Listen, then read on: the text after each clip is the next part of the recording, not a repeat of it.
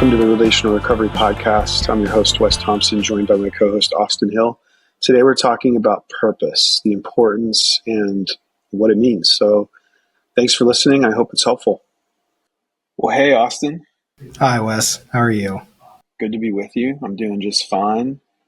It's been a minute. We're in 2025. It's our first podcast, 2025. First few weeks of the year, been a little busy, but we're jumping in. Today we're talking about purpose, and it might sound weird, some of these topics in relation to recovery, but I think without purpose, we're all in a really tough spot. And so one of the things that I know our team at Refuge has talked about lately is talking about the significance of purpose in relation to what we do in trying to help men recover from addiction. And so I definitely want to talk about it through that lens, but just through just a general lens. Like we're coming from a Christian worldview, so we believe in God. We specifically believe Jesus is the Son of God, and try to follow his example and live our lives towards his purposes. And we believe that he gave us purpose, that our most fundamental identity and nature is that we're image bearers of God, that all human beings are image bearers of God, and that worldview seeps into everything that we do and live and believe. And I think at first, I didn't take any notes or anything, but this topic is something I've thought a lot about over the years. And I think that it's just worth saying that fundamentally, whoever's listening, it's good to maybe just start off and think, like, what is purpose? My purpose? What is, if I believe in God, what's God's purpose? Because I'll just start off, one of the probably basic assumptions here is just to say that without purpose, life is really, really confusing and hard. Even with strong purpose, life is difficult. But I think when you don't know why you're here and where you're going and what matters, like all these big questions all point towards purpose and meaning and value. And so those are a couple thoughts off the top of my head. I could keep rambling, but this is a dialogue, not a monologue. So what are some, I don't know, do you have thoughts about purpose kind of off the bat? Yeah. And it is one of those things where when we say purpose, I think what you and I are talking about is that thing that's deep, like that we have that we work to articulate, that gives us drive and reason to get up in the morning. It's typically directional. It's pointed at something. It gives us the energy or motivation to do something or not do something. Yeah, absolutely. So what I think when we say purpose, everybody has their own, because everyone's a unique person, their own individual person. I think it's something we can't ignore, even if we try. Like we're like, I don't have a purpose. I think it's going to eat at you because there's something there that wants to know. There's something that, like, why am I here? So it does dig into those big questions. And so it's something that we're always wanting to get clarity on. It's going to, like, we're going to feel this pressure to know what that is. And knowing what it is, I think, is a lifelong project, because it's something because we change. Like, who I am today is not going to be the same person in 5 years. Who I was 5 years ago isn't who I am today. And so my purpose might tweak. It might change. There might be something I learn. Because a scary part, and why I think some guys in people, just not just men, just people don't want to think about it, is because what if I'm wrong? Because you can be wrong. You can spend years, decades of your life being driven by something that isn't healthy, isn't leading to a life that you want, one that's one that you are happy with, where you look at your life and you're like, I am glad I am living this way. I think that's the scary thing about saying, like, I want to find a purpose, because and it's one of those where, like, if I find it and it makes me feel like it's like this clicks, it feels right. You can be wrong, but it's like For me, I would say having a purpose that's wrong and striving after it, you're learning something. So even if like it's not wasted time, because you're figuring out, as long as you're intentional and not rigid in that purpose, because it's like this is a be all end all. I have to do this forever and ever. Like I love my example. Like I always love the example. Like when I was a middle schooler, my purpose was to be a professional baseball player. And then when, puberty came and went and I was still small and skinny, I was just not going to work. That doesn't, so was it a dream? Yeah, but I was also wrong, but that doesn't make me a bad person. It's just being intentional and saying like, what is realistic and what still gets me. I still love baseball, but that doesn't mean that once I say it out loud, that I have to always and forever, this is what it is. So I wouldn't bog yourself down in saying like, well, once I say this out loud or I put this work into, this is what I am forever and ever. Yeah. Yeah, I think that's a really good point. And it's not where my mind went. And that's a good thing. I think because you're pointing to like thinking about purpose in terms of really granular, like I have a very specific doing kind of purpose. Like, what am I supposed to do? And I think that brings up a really interesting point because I think in our society, we're so doing activistic oriented that's the first thought we have is what is my purpose to do? And surely that's really important. Think about it through the Christian worldview, like Jesus, in the tradition of Christianity, like the last thing Jesus says after his resurrection, before he ascends in Matthew 28 is like, go and make disciples. And so most Christians, when they think about purpose, they think about making disciples, which just means that we want to share the love of Christ with other people so that they would also receive the love of Christ and be able to live in that purpose. Very activistic, very doing oriented, and that's a big part of it. I would propose that the starting point is even before the doing. It's who am I? Like why am like what does it mean that I am made in the image of God and made out of God's love to be loved? Like I think I've got a couple of scriptures in front of me, like Psalm 57 says, like I cry out to God Most High, to God who fulfills His purpose for me. Matthew 6:33, Jesus says, "Seek first the kingdom of God and His righteousness, and all these things will be added to you." There's this sense that Philippians 4:13, Paul writes, "I can do all things through Him who strengthens me." It just all of these verses, I think, how I interpret them is that I am first. My purpose is tied to a bigger purpose. So instead of me thinking about what am I supposed to do, which is important, I first have to recognize, is there a bigger purpose than just me? And I don't know about you, Austin, but I think this is probably where a lot of the confusion breaks down between like somebody who has a Christian worldview and somebody who doesn't. Is somebody who doesn't have a Christian worldview. Let's just talk about somebody who is irreligious, because that's an easier distinction because we're talking about one versus one. So somebody who is like doesn't have a faith tradition or doesn't believe in God, their purpose is autonomous. And what I mean by that is my purpose is whatever I make it. So I am in charge of my purpose. But if you're coming at it from a Christian worldview, my purpose is ultimately found in how God made the world. And so there's a bigger purpose than even just me. And I think that's a huge distinction. And I think that's where a lot of confusion happens in our society, is that there's all these competing ideas, competing worldviews. And I think as a Christian, I have to first ask the question, like, if I believe God's real, and if I'm a Christian, we're assuming that, then what is God's purpose for me, right? And I don't think it's first to do anything. I think it's first to realize that I am made in a specific way.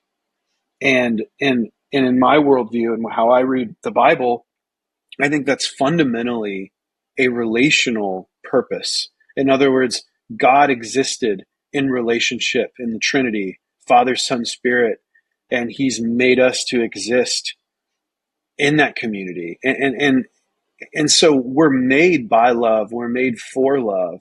And it's in that image bearing that the writer of Genesis talks about, that we are born into. It's not like something we did. It's just we're made by a loving God, and we're made to love him and find our ultimate meaning and purpose in that perfect love. And so the reason, I guess, to summarize what I'm saying, it's like I think we have to kind of go back to the beginning and say, and maybe be reminded that I'm not, as from a Christian perspective, I'm not responsible for coming up with purpose all on my own. Purpose has existed forever, and I'm more discovering what God's purpose is, and then getting curious about what does it mean for me to live in that purpose, to receive the love of God. Again, going back to what I said earlier, like we live in such an activistic society um, that's built on work and from a capitalistic perspective, right? We're told all these scripts about how we're supposed to exist. And I'm not saying that I don't like that. I'm just saying that sets us up for particular good things and particular challenges. And I think one of the challenges is we approach our life through the lens of what I do and how I perform, probably more emphasized than God would, because we're made not to do things for God. We're made to be in relationship with God first and foremost. So I just said a lot of things. So yeah, I'd be curious how you might respond to that, or if that sparked any other thoughts for you. Yeah, I think when we're looking at like how do I identify my purpose, I think you're right. Starting at the beginning is pretty important, and then there's like this additional, not work, but just this additional reality that comes along when you are a part of a Christian community, or if you are a Christian. Is if we look at like what's God's purpose for me, if I say that I believe in Jesus, then I need to believe that he has a purpose for me. And so how do we identify? It's like, if we say like, what did Jesus say our purpose is? He says it's to love God, and one that is equal to that it's like loving God is at the beginning. And then he says, and loving your neighbor as yourself. So if like, oh, that's, those are three very complicated things. Because if we're saying we're supposed to love God, if you love someone, you usually know a lot about them, but also you know them. Like there's that distinction where I can know a lot about someone, but I don't know who they are. Like I know a lot about a historical figure, but I don't know them. They died 100 years ago. There's no way I know. So there's a lack of intimacy there. When we're saying we're loving God with all your heart, soul, and mind, that means we have this deep relationship with him. And we have to come to terms with God's perfection and our lack of perfection, and how he's loving us, and going through all these weird things, and how I experience love from my past, from my childhood, my current relationships, my own mistakes. So loving God is not just like, oh, I love God. There's more to it. There's, again, this lifelong work of finding your purpose. And then when Jesus says to love your neighbor as yourself, it's not about just being nice to your physical neighbors or the people you work with. It's to love your neighbor as yourself. So how do you treat yourself? When things become a problem for you, how are you concerned? Like what stresses you out? What induces anxiety? What makes you celebrate something and to be happy? And so if I know that about myself, but if I'm going to love my neighbor like myself, that means I need to have a relationship with them where I'm able to understand what those things are about them also. So we have those things. And the way that a lot of the work happens, and when it's like when the rubber meets the road, you're needing to answer these things and these three questions of who am I, what do I believe, and why the heck does it matter? Because what Jesus said at the beginning of what our purpose is to love God and love your neighbors as yourself, it really, really gives a lot of emphasis about who I say I am, what I believe, and then why it matters. Yeah. So this isn't just, I'm going to find my purpose in an afternoon. Like these are deep questions. Mm-hmm. I think there's the reason why it's something that's innately, I think it's interwoven into our soul to figure out, like, what is my purpose? Because God designed us to be in relationship with him and with each other. Yeah, I really like how you summarized it. I mean, because that's what the religious leaders of Jesus, they asked him, what are the greatest commandments? And for him to say, love the Lord your God, right? And then love your neighbor as yourself.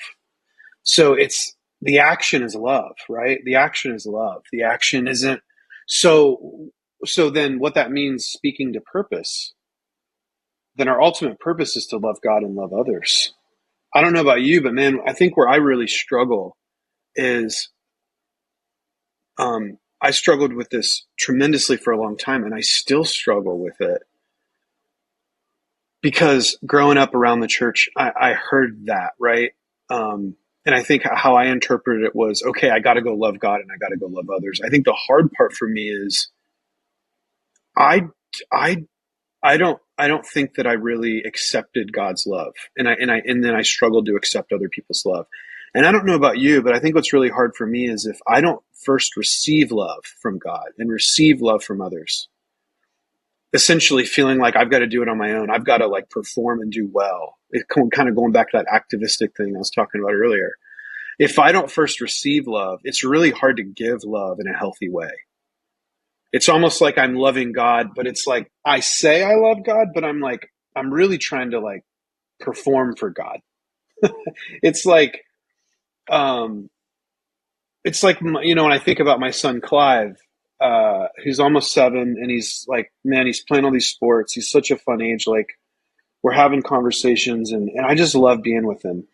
And I just imagine if Clive was like, Dad, I'm gonna like do the best. I'm gonna be the best baseball player in my baseball team. I'm like, in my mind, I'm like, that's cool, but like, what I care about most is just enjoying watching him play, just being with him. And I think for me and how I looked at God, it was almost like I didn't really believe God loved me. It was almost like I had to be a certain way so that God would look at me and be like, good job. And so it was more about performance, like I said. And I think that distorts the relationship. Like, so in summary, I think what I'm trying to say is what's difficult in this purpose of loving God and loving others is if I don't first receive God's love, then my attempting to love others is really distorted, at least for me. I don't know about you, but like, because how can I love others if I don't receive love for myself? It gets goofy. So I don't know. Is that something that you've experienced at all? Yeah. I mean, I think it's fair to say anybody who's a Christian and they say, I've never struggled with experiencing God's love. I was like, well, maybe you're lacking some self-awareness. Because in order to experience God's love, like if we think, so here we'll make it a little bit more, I guess, not a relationship with God, just like a relationship with a sibling or a spouse or a really close friend. When you really love somebody, you know a lot of the crap in their life. And typically the people we hurt the most are the ones we love the most. And then they still love us. So it is acknowledging that I am imperfect and having the courage to continue to show up in the relationship, knowing or like wondering if they're still going to love you after the next mistake. And loving God is like, if we say like we believe in God, then we have like, it's saying like, so he's this all knowing, all powerful thing. He knows the beginning and the end of my life. So he knows everything about me, everything, the good, the bad, the things that I'm not even aware of. So then I am hoping that he still loves me even after all that stuff. And I think there's a hesitation that we all have where it's just like, if someone actually knew me, which is, again, one of our which is this fun thing of, being a person, is our deepest desire is to be truly known by someone and accept it. It's like to know somebody else and for them to know me, and us still like accept each other. That doesn't mean like we're okay with all the stuff we've done, but it's just like, I've accepted this. So saying that I love God and that he loves me and I experience it, that means I have to come to terms with all the craziness that's my past, the things that I've done, the people that I've hurt, and still believe that he does love me. So it is a big challenge. Anybody who thinks like that, like, oh yeah, I don't, this is probably not I think it's naive to say that like somebody has a faith where they have never wondered if God loves them. And then because of a lot of the culture, the church culture that I know that you and I grew up in, then that right there is like, well, you don't have the right faith. You're not trusting God enough. So I distrust God. So that's a sin. So that's just another mark against me. And then, at the end, when you die and you show up at heaven, he's going to have this list of all the things you did wrong. And I hope that he says at the end, well done, good and faithful servant. And after reading the list that I think of from just the past couple of weeks, I'm like, he's not going to say that. I wouldn't say that. Mm. So it's just kind of like, so I'm putting a lot of trust in this God fellow. Yes. A lot of times I don't. Yeah. So, and it's because how you experience love is really important to identify how I love other people. Yeah. And I think that's probably why a lot of us settle for addictions, because we all struggle with addiction to some degree. We settle for addictions because they distract us away from our disordered ability to receive love well. Right? Like we haven't been loved or we haven't loved well, and our addictions numb and distract us away from that primitive need and desire to be loved well. When you were talking, it reminded me, I'm reading a book right now called Addiction and Grace by Gerald May. I just realized that didn't show up very well there, but he writes it in the book. There was a quote that he says, attention and love are intimate partners. So attention, I think he's talking about like focus. Like our attention, our focus, and our love are intimate partners. For love to be actualized, attention must be free. And I think this is where this whole idea of purpose ties into addiction. He says, it's easy to understand that the attention of a heroin addict seeking a fix will be wholly preoccupied with that specific task. There will be no room for attending to anything else. Human loving is out of the question. And so like what May, who's now deceased, but he was a psychiatrist who came to faith, and his point here is like, what addictions do is they occupy our entire attention. And if our entire attention is occupied by something that is destructive and not helpful and isolates us, then our capacity for love ceases to exist. And so, in other words, like addictions hijack our desire, hijack our attention.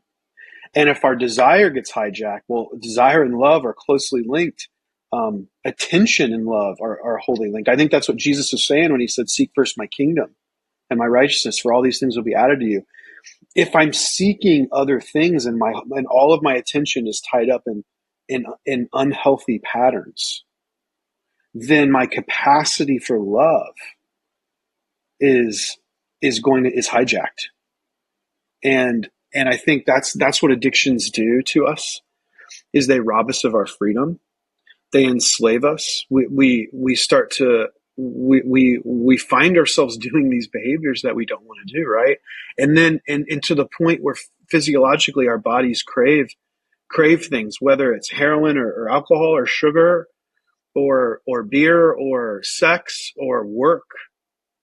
We get habitually obsessed with these things, and even bodily, our body gets obsessed with these things to the point that we can't focus on the love of God. We can't focus on the love of others. We can't even receive love because we're so fixated on something else. And I think that's one of the insidious aspects of addiction that rob us of our purpose, right?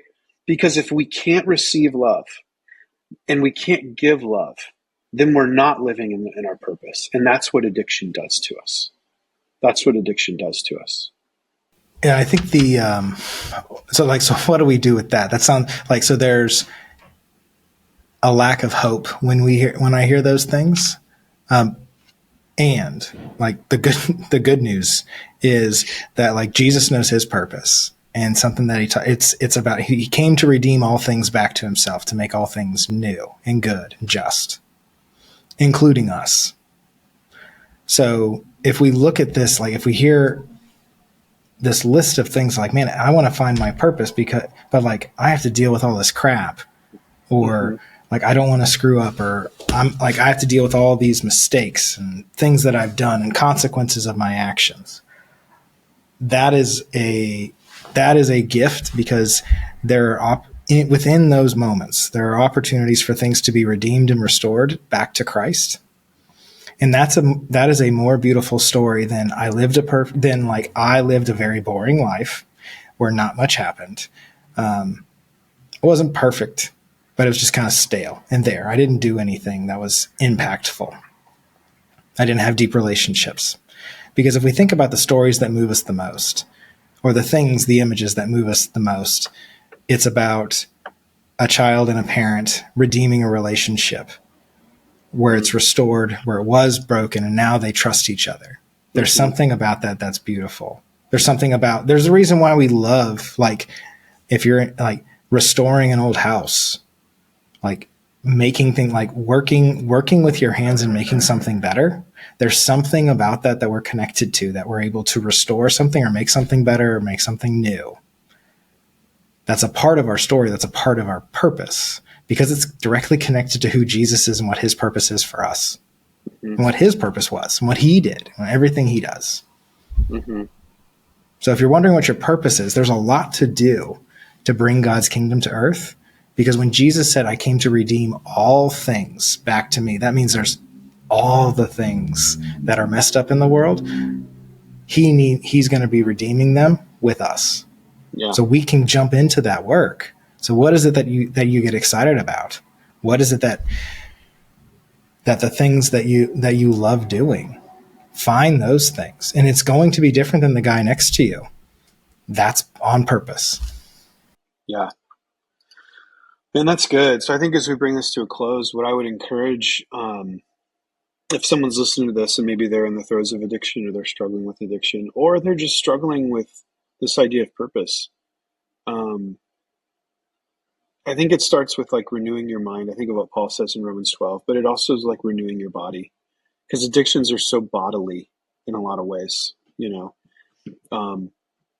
One that all of us deal with is like caffeine. I mean, think about if you drink a lot of coffee, try stop drinking coffee and see how you feel in a few days. There's a bodily component that needs renewed. There's a mind component that needs renewed.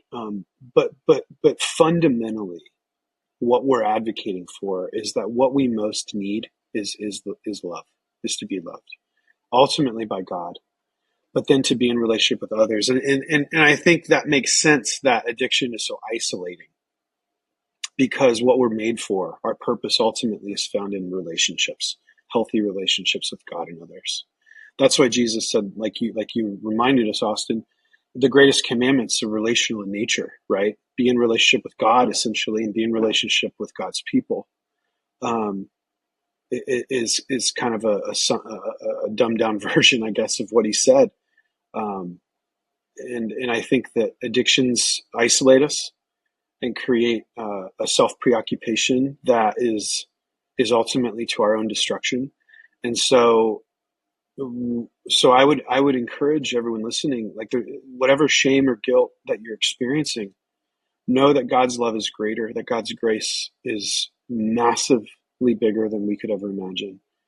And it starts with having the courage to receive the love of God and to ask for help. And if you're in the refuge, you've already displayed immense courage by taking that step to help yourself. And just know that there's going to be a bodily renewal that has to take place, and also a mind renewal, emotional renewal, spiritual renewal that has to take place, and to try to be patient with yourself, and just know that growth requires pain, and so it's going to be painful at times, but the reward is beautiful, and the ultimate reward is experiencing that love. It's experiencing that community of God that I think every human being longs for and is trying to find in some way, shape, or form.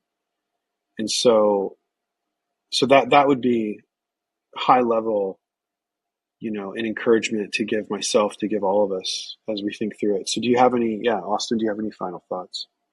Yeah, I think an actionable step is, so what do I like this really big thing we just talked about, like loving God is a much more complicated, loving others is more complicated. So let's look at one of the most miraculous miracles that Jesus accomplished in his life that we can practice now is he had 12 close friends. So if you're wanting to find your purpose, work to have 12 close friends. And if you're in the refuge, there's probably 12 people around you. So figure out how to be a friend. That is a great step today. You'll find your purpose by figuring out, it's like, I'm addressing so many things by just being present in somebody else's life and being a friend. Welcome to the Relational Recovery Podcast. I'm your host, Wes Thompson, joined by my co-host, Austin Hill. Today we're talking about purpose, the importance, and what it means. So thanks for listening. I hope it's helpful.